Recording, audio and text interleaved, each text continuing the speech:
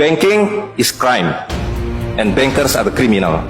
1.000 rupiah yang dulu bisa dipakai untuk membeli 50 kg emas pada tahun 46 ketika pertama kali diberikan rupiah, hari ini diberikan tukang parkir pun tidak mau. Maka mereka ganti gambarnya dengan Soekarno-Hatta, nolnya ditambah 2 menjadi 100.000. Yang 99.000 dari mana? Iya kan? 99.000 dari mana? Dan kalau ini kita belah 2, dibelah 4, mau saya kasih 4 mahasiswa. Kemana samannya tadi itu nilainya? Ya, ini seperti sihirnya Fir'aun yang menjadikan tali sebagai ular. Nah, orang Amerika bilang, pedagang Amerika, saya juga punya kertas sendiri namanya greenback, tapi kertas saya punya 10.000 kali lipat dari kertas saudara. Jadi kalau bapak ibu sekalian, adik-adik pergi ke Washington sana, ke New York, bawa uang 100.000, belum tentu mahasiswa punya uang 100.000 kan? Harus bekerja 2 hari untuk mendapatkan uang 100.000. Pergi ke Washington, saya mau beli Coca-Cola 1 botol. Apa mereka bilang? Apa mereka bilang? Ini kertas funny, this is funny paper, gak laku. Tapi siapapun datang ke Ternate dengan $100, you punya cengkeh, berikan pada saya mau beli, you punya Coca-Cola, tapi saya minta 1 truk. Apa yang kita lakukan? Kita berikan Coca-Cola 1 truk, karena mereka bilang, mereka bisa yakinkan kita, selembar kertas mereka 10.000 kali lipat dari lembar kertas kita. Dan mereka bilang, kita punya kertas tidak laku, mereka punya kertas laku di seluruh dunia. Betul nggak?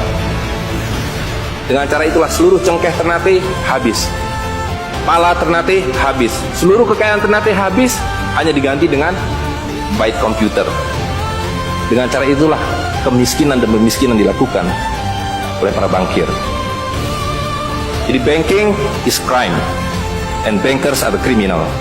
Kalau kita tadi punya uang 100.000, di sini ada 1 handphone, maka berapa harga handphone ini? Ceteris paribus kata ekonom. Maka harga handphone ini ada 100.000, ya kan? Tapi ketika ini digelembungkan menjadi 2 juta, sementara sumber daya alamnya tetap, berapa harga handphone ini? Menjadi 2 juta. Dan itu mereka bilang inflasi. Jadi inflasi adalah kebohongan. Karena uang kertas adalah penipuan, worthless, no value, dicetak makin banyak, nilainya merosot. Bebeknya mah tetap, cengkehnya tetap, palanya tetap, tapi nilai uang yang merosot.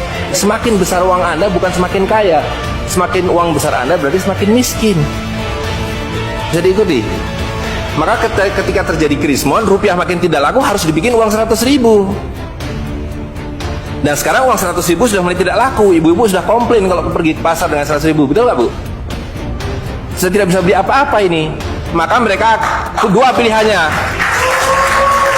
Pilihan pertama adalah mereka akan mencetak uang 200.000, 500.000. Tapi tidak mungkin, komputer sudah nggak bisa menghitung, kalkulator nggak bisa menghitung, hang, terlalu banyak nolnya. Pilihan kedua adalah digunduli nolnya, redenominasi. Jadi redenominasi itu bukan untuk mengatasi inflasi, tapi untuk menutupi inflasi. Jadi itu adalah pengelabuan di atas pengelabuan, di atas pengelabuan, di atas pengelabuan. Uang 100.000 ini dulu ketika Pak Harto masih berkuasa menjelang jatuh itu, kalau dibelikan telur dapat 50 kilo. Masih ada yang ingat gak Bu? Kali ibu-ibu ingat pasti. 1 kilo telur harganya 2.000 rupiah. Begitu Pak Harto jatuh, dibilang ini gara-gara krismon, uangnya sama, walaupun ini belum ada waktu itu, karena ini masih 50.000 aja udah besar waktu itu. Uang yang sama dengan telur yang sama, tiba-tiba dibawa ke pasar, saya mau beli telur. Bu, hari ini tidak dapat 50 kilo lagi, hari ini cuma dapat 13 kilo. Karena daya belinya telur sekarang 7.500. Dan hari ini kalau di pasar Ternate berapa Bu harga telur sekilo? Hari ini di Jakarta 20.000. Dan telurnya sama, 1 kilo itu isinya 16 butir, 17 butir, 18 butir, uangnya sama. Tapi hari ini kalau dibelikan telur hanya dapat 5 kilo. Kemana yang 45 kilo? Itu yang mereka rampok. Itu yang mereka rampok dengan melalui apa yang mereka sebut inflasi. Tapi sebenarnya dengan cara penggelembungan uang. Uang kertas itu dimunculkan bersamaan dengan konsep negara nasional plus hutang negara. You boleh merdeka, tapi you miskin. Rakyat penyakitan, rakyatmu bodoh. Tapi jangan khawatir, saya punya uang. Sekolahkan rakyatmu, bikin pembangunan, saya kasih hutang. Iya kan? Nah, jadi tugas pemerintah itu, republik, adalah satu, mengambil hutang dari bank, menghabiskan utang itu melalui apa yang disebut APBN. Lalu dulu mereka tanya, jadi bagaimana saya membuat APBN? Jangan khawatir, sekolahkan anak-anak pintar kamu ke Berkeley, ke Chicago, ke Harvard. Mereka dididik untuk membuat pembangunan. Lalu dikasih paket hutang dan diajari kalau nggak bisa kirim konsultan seperti John Perkins dan sejenisnya. Lalu ada satu pertanyaan, bagaimana kami membayar hutang kami kalau begitu? Mereka bilang, you punya 200 juta rakyat, pajaki rakyat kalian. Pajaki rakyat kalian. Kalian punya pala, punya cengkeh, habisi hutang kalian. Karena you membayar hutang.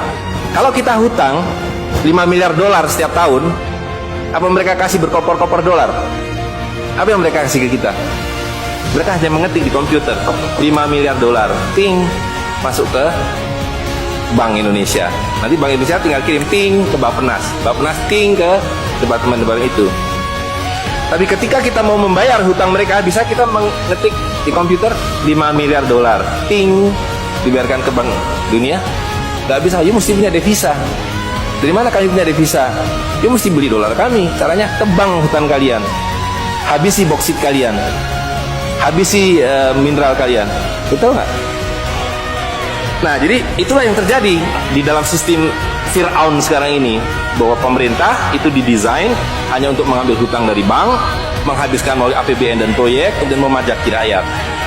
Karena itu pajak semakin hari semakin tinggi, semakin banyak, semakin tinggi, semakin banyak. Sekali lagi, pemiskinan itu adalah dibikin oleh sistem.